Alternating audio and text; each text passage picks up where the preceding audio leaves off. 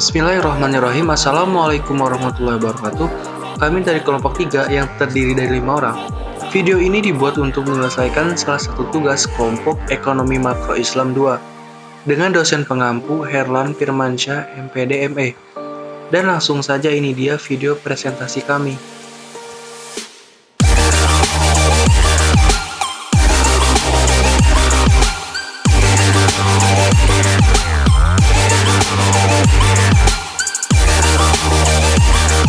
Assalamualaikum warahmatullahi wabarakatuh. Perkenalkan, nama saya Muhammad Farhan. Di sini saya akan menjelaskan materi mengenai pengertian pasar uang. Keseimbangan umum terjadi apabila AD sama dengan AS atau agregat demand sama dengan agregat supply. Untuk itu dalam keseimbangan pasar pun berlaku bahwa sebuah keseimbangan atau equilibrium terjadi apabila MD sama dengan MS atau money of demand sama dengan money of supply. Untuk mengetahuinya lebih lanjut sebagai berikut. Apa itu pasar uang? Pasar uang, menurut Wikipedia, pasar uang merupakan pertemuan dalam satu pasar yang abstrak untuk memperoleh demand dan supply dana jangka pendek. Adapun tujuan pasar uang meliputi dua bagian. Yang pertama, dari pihak yang membutuhkan dana, yaitu satu, untuk memenuhi kebutuhan jangka pendek, 2, untuk memenuhi kebutuhan likuiditas, 3, untuk memenuhi kebutuhan modal kerja, serta yang keempat yang sedang mengalami kelas clearing. Kemudian yang kedua dari pihak yang menanamkan dana, 1, untuk memperoleh penghasilan dana dari tingkat suku bunga tertentu, 2, untuk membantu pihak-pihak yang mempunyai kesulitan dalam masalah keuangan, 3, spekulasi. Jadi dapat disimpulkan secara sederhana, pengertian pasar uang merupakan pertemuan antara kedua belah pihak, di mana pihak pertama yang sedang membutuhkan dana, kemudian pihak kedua yang akan menanamkan dana tersebut. Cukup sekian penjelasan dari saya. Terima kasih. Materi selanjutnya saya akan menjelaskan tentang permintaan uang. Permintaan uang yang berhubungan dengan kurva LM adalah permintaan uang menurut Keynes. Penyebaran Keynes tentang individual choice muscle figure adalah keinginan seseorang untuk mengatur uang atau asetnya yang dipengaruhi oleh tiga hal. Yang pertama, money demand for transaction. Permintaan uang yang timbul karena adanya kebutuhan untuk membayar transaksi biasa. Fungsi uang dalam motif pertama sebagai medium of exchange dari transaksi keuangan industri ataupun pemerintah untuk barang dan jasa dalam jangka pendek. Yang kedua, money demand for precautionary. Permintaan akan uang untuk tujuan memenuhi kemungkinan-kemungkinan yang tidak terduga. Yang ketiga, money demand for speculation. Kebutuhan uang dengan motif ini lebih bersifat untuk mendapatkan keuntungan dari adanya peluang dalam pasar komoditi, stock market, financial market, dan forex exchange. Faktor yang mempengaruhi permintaan uang.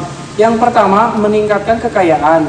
Kedua, pendapatan nasional mengalami perubahan. Yang ketiga, meningkatkan kebutuhan transaksi dengan uang sebagai alat tukar.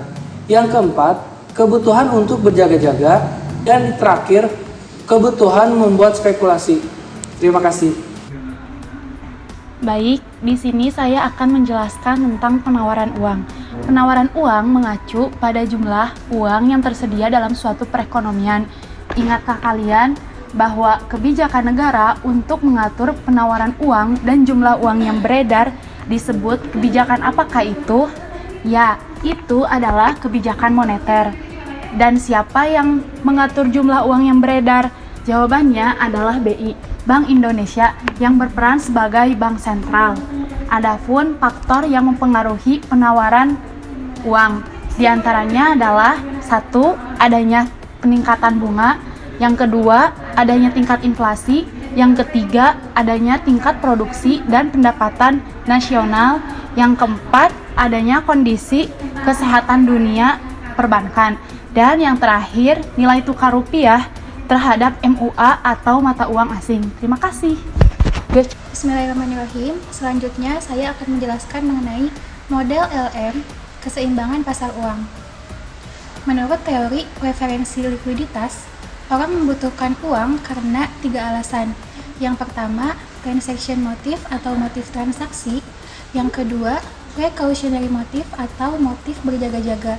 Dan yang ketiga, speculation motif atau motif spekulatif. Permintaan uang dengan motif transaksi dan berjaga-jaga dikategorikan sebagai uang aktif atau L1. Sedangkan permintaan uang dengan motif spekulatif dikategorikan sebagai uang tidak aktif atau beku atau L2. Rumus permintaan uang yaitu MD sama dengan MDT ditambah MDS ditambah MDP, di mana MD sama dengan money demand atau permintaan uang dan MDT adalah money demand transaction atau permintaan uang transaksi. MDP adalah money demand precautionary atau permintaan uang berjaga-jaga dan MDS adalah money demand speculation atau permintaan uang spekulatif. Kita ingat lagi teori menurut Keynes, di mana menurut Keynes MDT sama dengan FY, MDP sama dengan FY, dan MDS sama dengan FI. Sehingga dapat disimpulkan bahwa MDT sama dengan MDP, yaitu sama-sama ditentukan oleh pendapatan nasional atau Y, sedangkan MDS dipengaruhi oleh tingkat bunga atau I. Keseimbangan pasar uang digambarkan oleh kurva LM. Kurva LM ini terdiri dari L dan M. L adalah jumlah likuiditas uang dalam perekonomian yang diedarkan oleh Bank Sentral atau Bank Indonesia. Sedangkan M adalah jumlah uang atau money yang ingin dipegang oleh masyarakat. Karena tingkat daya beli uang yang berbeda-beda, misalnya di daerah perkotaan dan pedesaan, maka MD dan MS-nya harus dibagi oleh harga atau P, sehingga MS per P sama dengan MD per P. Dengan notasi ini, maka MDT per P sama dengan MDP per P, yaitu sama-sama ditentukan oleh pendapatan atau Y, dan dinotasikan dengan L1. Sedangkan MDS per P itu dipengaruhi oleh tingkat bunga atau I dan dinotasikan dengan L2. Permintaan uang total atau total demand of money dapat dirumuskan dengan L sama dengan L1 ditambah L2, di mana L1 sama dengan L1 dalam kurung Y dan L2 sama dengan L2 dalam kurung I, sehingga L sama dengan L1 dalam kurung Y ditambah L2 dalam kurung I. L sama dengan L dalam kurung Y, I. Sekian dari saya, akan dilanjutkan oleh rekan saya. Halo teman-teman semua, di sini saya akan menjelaskan tentang kurva LM, di mana kurva LM ini adalah salah satu dari teori Keynes yang bernama The General Theory. Di dalamnya terdapat ada teori preferensi likuiditas. Nah, kurva LM di sini itu adalah teori dari preferensi likuiditas. Kurva LM ini terbentuk dari 3 kurva, yakni yang pertama, kurva antara hubungan tingkat bunga dengan money demand of speculation, atau ada yang menotasikannya sebagai L2. Dan yang kedua, ada kurva hubungan antara L1 dan L2, yakni L1 itu adalah money demand of transaction dan money demand of precautionary. Yang ketiga adalah kurva di mana hubungan antara pendapatan dengan L1 atau money demand transaksi dan permintaan uang untuk berjaga-jaga. Nah, untuk kurva yang pertama yakni kurva hubungan antara I dengan L2. Kurva ini terbentuk karena rumus dari yang telah dijelaskan oleh Erma, yakni ketika L sama dengan L1 ditambah L2. Nah, L1 ini adalah berhubungan dengan Y dan L2 berhubungan dengan I. Nah, untuk kurva pertama ini adalah hubungan L dengan I, di mana kurva ini berslope negatif. Kenapa? Karena ketika tingkat bunga naik, maka kecenderungan orang untuk menyimpan uangnya sebagai spekulasi adalah semakin menurun. Begitupun sebaliknya. Yang kurva kedua, kurva kedua ini hubungan antara L2 dan L1, hubungan antara permintaan uang untuk spekulasi dan permintaan uang untuk transaksi dan berjaga-jaga. Nah, di sini terdapat syarat, yakni syaratnya itu adalah 45 derajat. Jadi membentuk kurva dengan sudut 45 derajat. Mengapa terjadi pembentukan sudut 45 derajat? Ini hal tersebut karena ketika kita masukkan misalkan dalam rumus L sama dengan L1 dan L2 ditambah L2 didapatkan ketika L-nya misalkan ada 5, maka ketika dimisalkan L1 0, maka L2 sama dengan 5. Namun ketika L2 dimisalkan 0, maka L1 sama dengan 5. Selanjutnya, kurva yang ketiga yakni kurva hubungan antara Y dan L1, di mana hal tersebut didapat dari rumus L sama dengan L1 ditambah L2.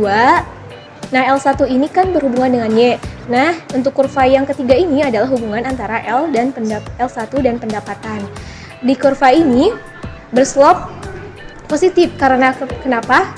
Setiap pendapatan akan meningkatkan pula permintaan masyarakat untuk bertransaksi. Nah, sekarang penjelasan kurvanya. Dapat dilihat bahwa kurva LM ini terbentuk dari 3 kurva, yakni kurva pertama, kedua, dan ketiga. Kita bisa lihat kurva yang pertama terlebih dahulu, bahwa kurva pertama ini adalah kurva hubungan antara permintaan uang untuk berspekulasi dengan tingkat bunga. Ingat rumus yang telah notasi sistematis yang telah dijelaskan oleh teman saya Erma, bahwa rumus liquidity itu L sama dengan L1 dengan hubungannya dengan Y, dan L2 ditambah L2 hubungannya yang dengan I. Nah, untuk kurva pertama ini membahas tentang L2 hubungannya dengan I. Maka dari itu di sumbu horizontal dinotasikan dengan L2, dan sumbu vertikal kita lihat ada titik I. Nah, hubungannya bagaimana? Hubungannya ketika tingkat bunga berada di titik I1, maka L2-nya berada di titik L2 aksen 1. Namun ketika tingkat bunganya naik di titik I2 menuju I2, maka L2-nya bagaimana? L2-nya turun ke tingkat L2 aksen 2. Bergeser ke arah kiri. Mengapa ketika tingkat bunga naik justru L2 akan turun? Ketika tingkat bunga naik, permintaan untuk berspekulasinya justru turun. Mengapa? Karena menurunnya MSC atau Marginal Efficiency of Capital. Apa sih itu? Itu adalah tingkat pengembalian yang diharapkan, atau dapat disebut juga expected rate of return.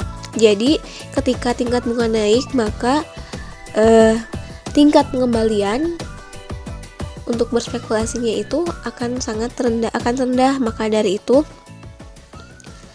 hubungannya berbanding terbalik. Ketika I naik, maka permintaan untuk berspekulasinya justru akan turun. Kurva yang kedua adalah kurva L sama dengan L1 ditambah L2, atau bisa dibilang kurva ini adalah hubungan antara L1 dan L2. Atau ada juga yang menyebutkan kurva ini itu adalah proyeksi dari kurva LM, atau juga ada yang menyebutkan ini ada kurva LM aktual. Nah, kurva ini membentuk sudut 45 derajat. Mengapa bisa membentuk sudut 45 derajat? Ini adalah hubungannya dengan rumus L sama dengan L1 ditambah L2, bahwa dulu pernah belajar sistem persamaan linear satu variabel, di mana ada persamaan fungsi fx yang memisahkan y0, x0, dan y1, misalkan kalau y1 kalau x1. Nah, di sini pun sama. Ketika rumusnya L sama dengan L1 ditambah L2 dan memisahkan nilai L itu ada 8, kemudian memisahkan lagi L2-nya adalah 0, berarti L1-nya didapat L1 berapa? L1 sama dengan L dikurangi L2, maka 8 dikurangi 2 adalah 8 dikurangi 0, maka hasilnya 8. Maka kita lihat bahwa kurvanya menyentuh titik L1 yaitu di kotak ke-8 atau di titik ke-8 bisa dihitung. Nah, tapi sebaliknya ketika L1 justru dimisalkannya yang 0, maka L2-nya berapa? L2 didapat adalah 8. Karena 8 dikurangi 0 adalah 8. Kita bisa lihat juga kurva yang memotong sumbu L2 yakni berada di titik 8. Nah, untuk memudahkan lagi, kita misalkan dengan angka lain. L-nya tetap 8, namun kita misalkan L2-nya ini tidak 0, tapi L2-nya itu adalah 5, maka L1-nya berapa? 8 dikurangi 5, maka L1-nya adalah 3. Kita bisa lihat titik L1 aksen 1 berada di titik 8, di titik 3. Namun sebaliknya ketika L2-nya turun nih ke titik L2 aksen 2 atau di titik 3, maka L1-nya berapa? 8 dikurangi 3 adalah 5. Berarti L1-nya berada di titik 5 atau di sini dinotasikan sebagai L1 aksen 2. Nah, oleh sebab itu hubungan antara L1 dan L2 ini berslope negatif atau berbanding terbalik. Ketika L1 dia naik, maka L2 akan turun. Ketika L2 naik, maka L1 akan turun. Oleh sebab itu ketika permintaan uang untuk berspekulasinya rendah tadi karena tingkat bunga, maka akan memilih untuk mengalokasikan permintaan uangnya untuk motif transaksi dan berjaga-jaga. Kurva yang ketiga artinya kurva yang ketiga ini hubungan antara output pendapatan dengan L1. Karena tadi di kurva pertama ada rumus L sama dengan L1Y ditambah L2I, maka untuk kurva 3 ini akan membahas L1 dengan Y, karena tadi sudah di kurva pertama membahas L2 dengan I. Bagaimana hubungannya? Hubungannya ketika pendapatan berada di titik Y1, maka L1-nya berada di titik L1 aksen 1. Namun ketika pendapatannya naik ke titik Y2, maka justru L1-nya juga naik di titik L1 aksen 2. Itu artinya apa? Artinya ketika pendapatan atau output naik, maka motif orang untuk bertransaksi dan berjaga-jaga akan naik pula. Ketika pendapatan naik, maka pasti memiliki uang yang lebih banyak. Nah, oleh sebab itu, maka keinginan orang untuk bertransaksi dan berjaga-jaganya itu akan semakin meningkat. Kurva yang ketiga, kurva yang terakhir, kurva di mana hubungan antara L dengan M atau L itu sama dengan liquidity sama dengan money, atau sama dengan juga L, Y, I, hubungan antara output pendapatan dengan I. Nah, bagaimana hubungannya? Hubungannya ketika tingkat bunganya berada di titik I1, maka pendapatannya berada di titik Y1. Namun ketika tingkat bunga naik ke titik I2, maka pendapatannya pun naik ke titik Y2. Itu apa artinya? Artinya hubungan antara output pendapatan dengan I ini adalah positif.